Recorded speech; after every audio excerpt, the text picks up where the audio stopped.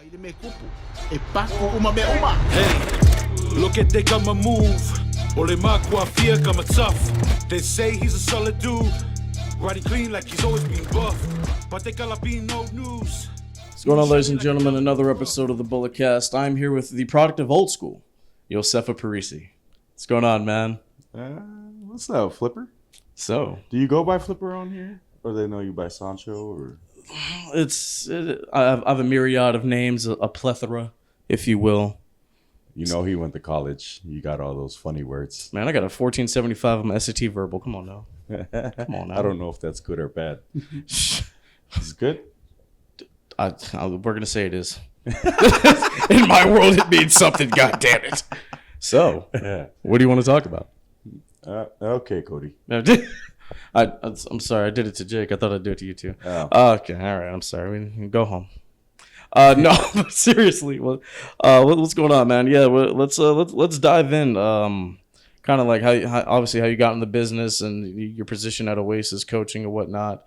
So, you were living in Samoa, obviously, when you started watching wrestling, right? Born and raised, yeah. Born and raised in American Samoa.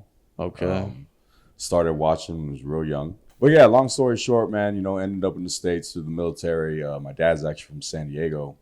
So, came up through here, did the military thing, lived in Boise, Idaho for a while. And then just decided to look up a wrestling school. And just so happened that I found one in LA, and it happened to be ran by a Samoan named Rikishi and Count Black Pearl Reno on Hawaii. So, shout out to the OGs. KnokX Pro. Well, what branch of the military? I was in the Army. Shout out to the Army. So you find KnokX Pro ran by Reno and Rikishi. What was that process like, man? Or what was the first meeting like with them? It was a work. No, the first meeting was real good, man, because I had actually reached out and said I was going to come down and do the trial class to come in and check it out. Okay. And it just so happened to be the same time they had their first show on the road at, if I'm correct, I believe it was Saugus High School in Santa Clarita. Okay. So it was one day of training. I think 1 or 2 days of helping set stuff up. And then I think the last day we went out and I got to watch the show live. So it was pretty cool, man. Pretty cool. Paying dues on day one as a trial. There you go. Fun story. Funny story. So I'm working security, right? I'm working security, ringside security and stuff. And Reno, Count Black Pearl comes out. He's working heel at the time. And these fans come up to him. And I don't know any better at the time. I'm green as goose shit. So I go up to stop him. And he's looking at me. He's like, no, back up. Don't worry about it. I'm like, oh, okay. And so I'm standing back, and Reno, he walks up, and he's up on the apron, and he looks at me, and this is how he hooked me. He looked at me, he goes, Ose, this could be you, Ose. This could be you. And yeah, about 1 year later, that was me. There you go. So, what's that training process like? I mean, I've heard stories from you and Jake. Gangrel had a hand in the training as well. Yes, Gangrel was there at the time. So our three trainers were Rikishi, Reno on Hawaii, and Gangrel. Man, it was real hard nosed. It was real tough, hard training. Started on the outside. You weren't allowed to get inside the ring. You did your rolls on the outside. You practiced a lot of your bumps that you could do on the outside. There was a lot of things you had to know how to do outside of the ring before you could even think about getting inside the ring. And then before you could even get inside the ring, you had to make sure you knew all your wrestling etiquette, like wiping your feet, not hanging on the ropes when you're waiting for stuff, not talking out of turn. There was a lot of things. It was very strict to the point where, if you ever spoke up and while a trainer was teaching, you'd just be removed from the class, go outside and do squats till the end of the day. But it all made us better wrestlers, better people. So I cherish those moments. Not a lot of people can go through that. And I know that before my time, everyone before them, my trainer's training, it was harder than what we went through. So But it was fun, man. We had it was a lot of different walks of life, a lot of different people at that time. I was there with Jacob, El Presidente, who's still down there training with KnokX Pro. People like Eyes in the Skies, Maverick, the real McKeel. But yeah, no, you trained with some hitters, man. We had Miro was signed at the time, so he would come through from time to time and help run class from here and there. We also had the likes of Sim Bodie. Sim Bodie was with us for a good amount of time when he was running Freak Show Wrestling out of there. So it was all good times, man. I got to travel the country. I mean, we did shows in New Mexico, Texas, SoCal, all the way down to San Diego. We did shows up here in the Bay. KnokX Pro even took us. We did a show in Hawaii. So we've done a lot of cool things, man. There was a lot of experience, and I think a lot of us are fast tracked. If you stayed under the learning tree and kept your mouth shut and your eyes and ears open, you would learn something. You'd learn a thing or two down there. So absolutely. Now, I've been to a couple of KnokX shows. I was lucky enough to go down last year for the little field trip that we did. What were the shows like back then? Man, they were crazy. So back then, what we call the Domain is our training center. It used to be off of Tuxer Street in Sun Valley. And the training center was also where we ran our shows. And it could hold easily, I think it was anywhere between 250 to 300 people. Okay. And I honestly, in my time there, I don't recall ever having a empty house. It was always packed. And it was all off of students, man, just up and coming students. That's all it was, given, yes, from time to time, Rikishi would be there. Time to time, Reno or Gangrel would be on the card.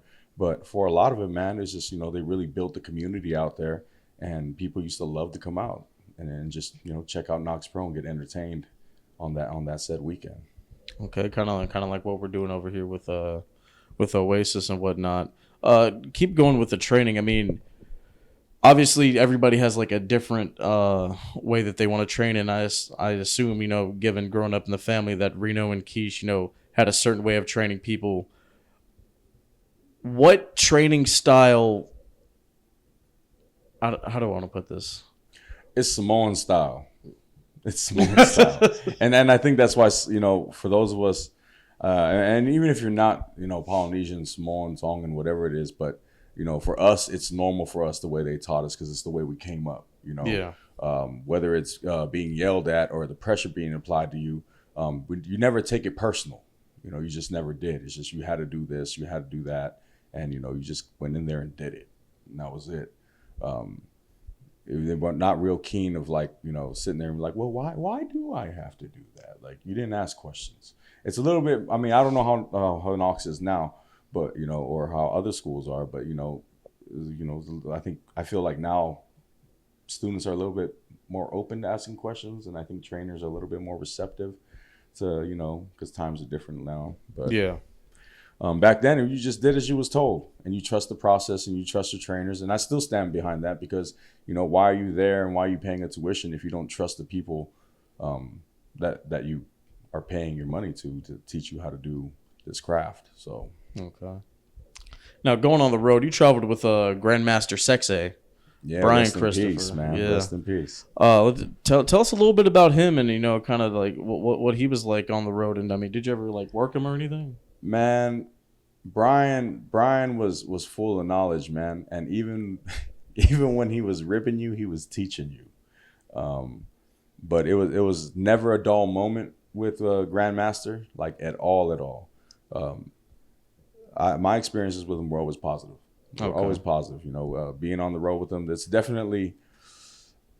I don't know how many people can say that they got to be on the road with two people like Rikishi and Grandmaster Sexay. And that's traveling, flying in New Orleans, traveling to Alabama, to Pensacola, up and down the East Coast, going through the South, and just being in the car for hours and hours and just picking up knowledge, picking up game, and, but partying with Brian's hella fun too, though.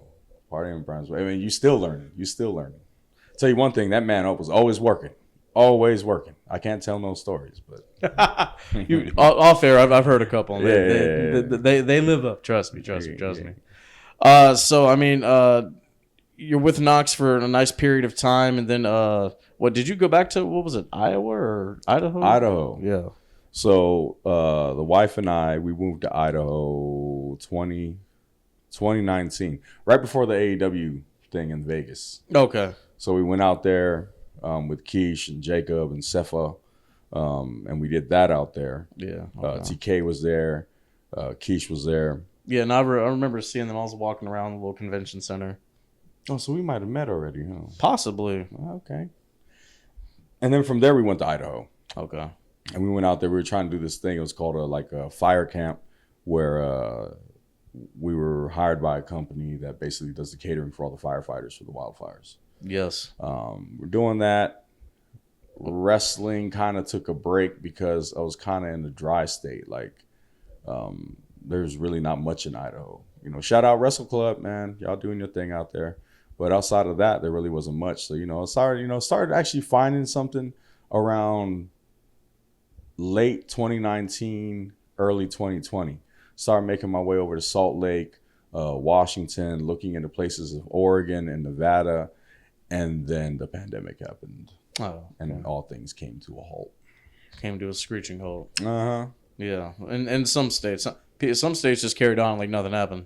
They did. I mean, KnokX Pro brought you a power bomb every Tuesday. I think it was Tuesdays. They used to do it live, no crowd type shows before everyone else was doing it. Just saying. They're very, very innovative. Stayed the course. But then we moved back here to the Bay. My wife's family's from out here in the Bay Area. So we moved back out here, and then just got in touch with Jacob and Journey. And then, next one thing led to another. And they had brought me over to Oasis with them. So it was Journey, Jacob, Juice, and the rest is kind of just history. Just kind of stepped in to help out with classes here and then, but at the same time, kind of trying to shake the rust off from being off for a while. Okay. So now, is Oasis your first stint at coaching, or have you done little pop-ins? Well, I did some in Idaho at Wrestle Club. Okay. Nothing major or anything like that. It's whenever I can make it out there, I'd help run, operate class. But one thing I can say about KnokX Pro is they don't just teach you how to be a wrestler. They also prepare you to, to train what you are being learned or what you're learning at the same time. So, but for the most part, being a regular trainer / coach, yeah, this is a.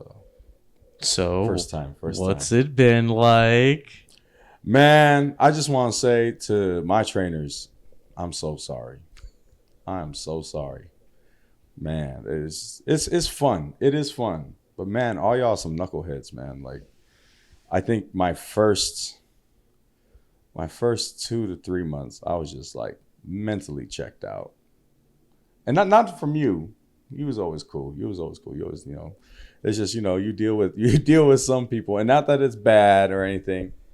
It's more on just, my end of learning how to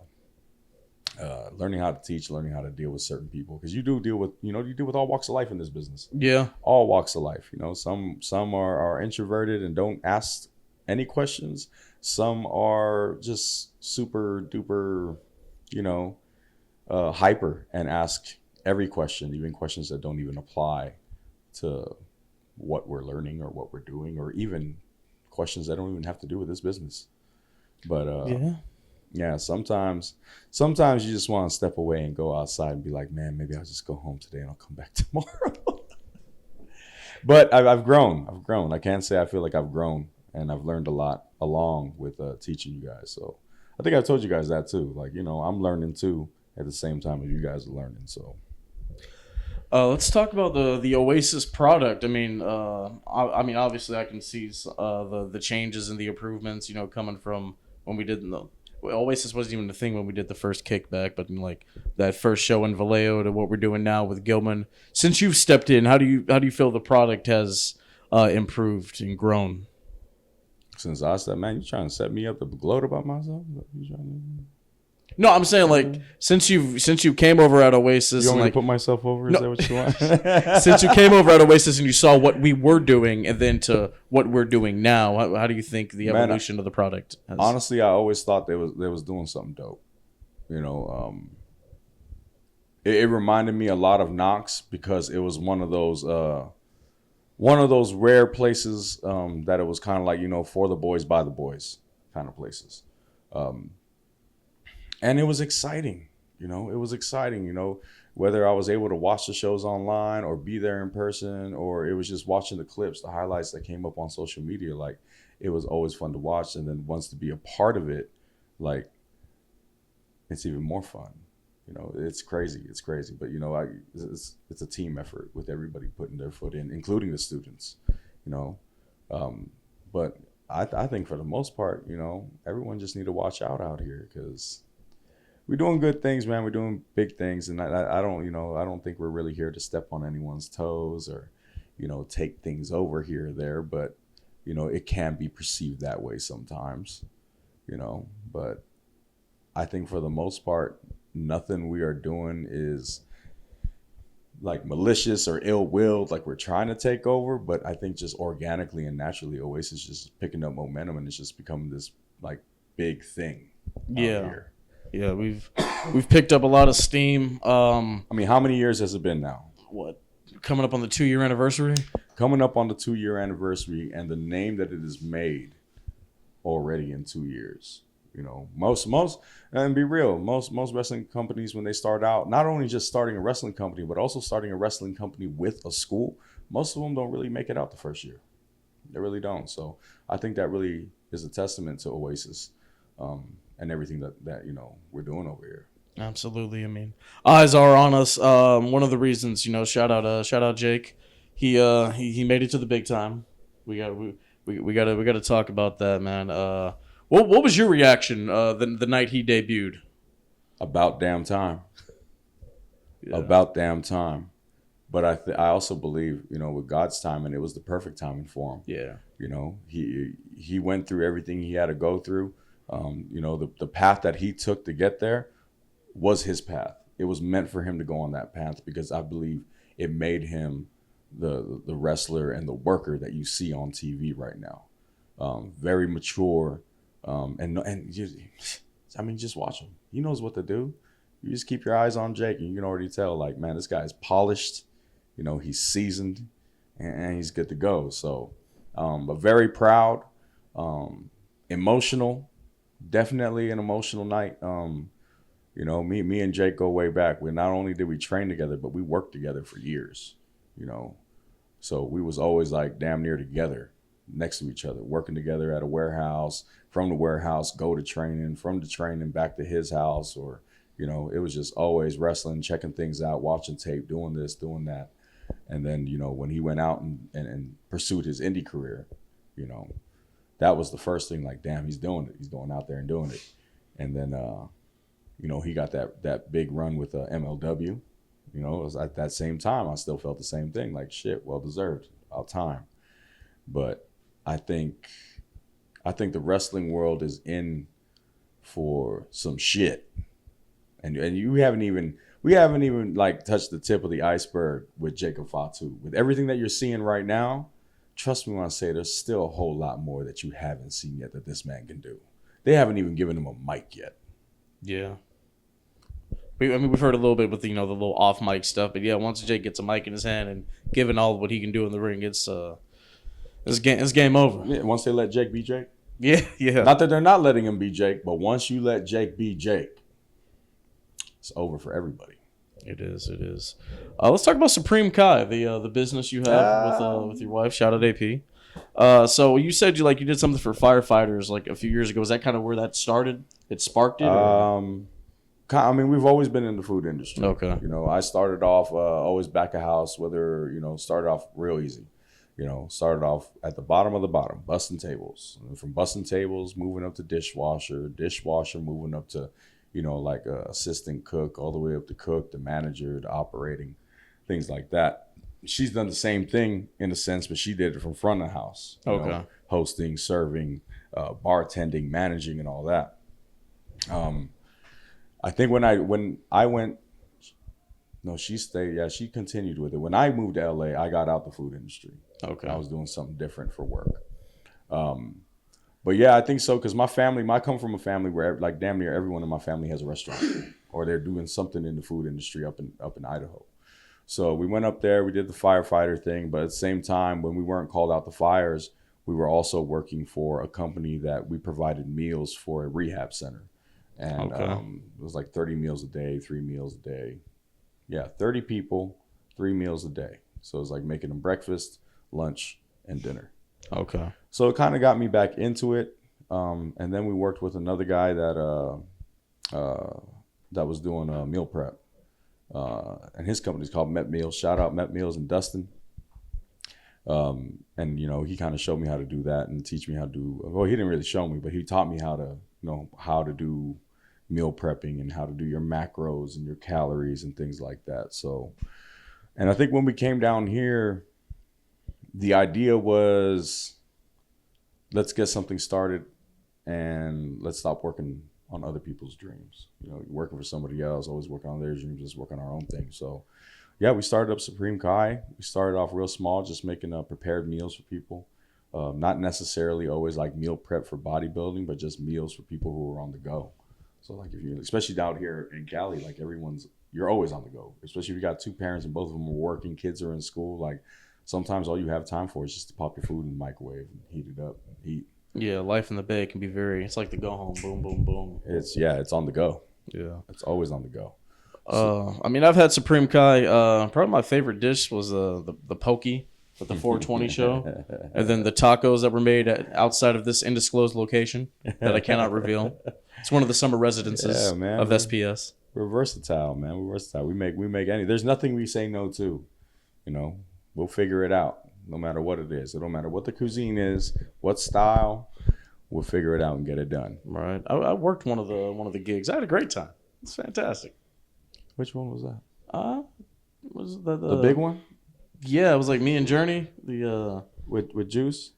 No, Juice wasn't there.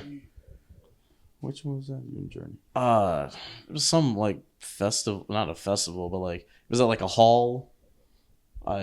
I can't remember what exactly was going on, but he was there, wasn't he? No, Toke wasn't there. It was just you and Journey. Yeah, it was. The poly event. Yes, yeah, that was a good one. That was a good one. Man, I forgot about that one.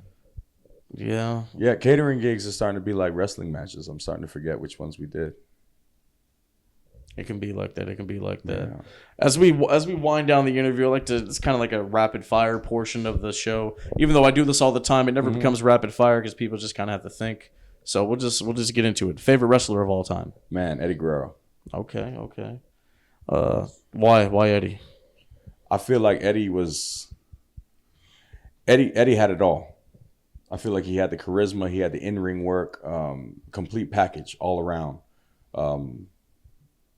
He was just hella entertaining, man. And I don't know what it was. Like, I love Shawn Michaels too, but for some reason I just gravitated and I felt like I related more to Eddie. So, yeah. All right. Favorite gimmick of all time? Favorite gimmick of all time? What do you mean? Like, just because like my wrestlers? Yeah, like my favorite gimmick is Razor Ramon. I love it. Man, my favorite one. See, yeah, this is where the rapid fire dies down because I really have to. What are you a doink guy? I liked Doink. Santino Marella. There you go. Santino. I don't even know how that. Santino. Greatest Intercontinental Champion of all times. Yep. There you go. Favorite match of all time. A match that you think is an absolute masterclass. Ouch. That's going to be... Why you got to say that one?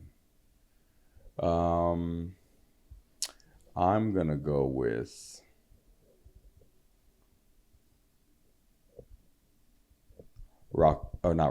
Cena versus CM Punk. Which one? What was the last one they did? Oh, the Raw 2013. Yeah.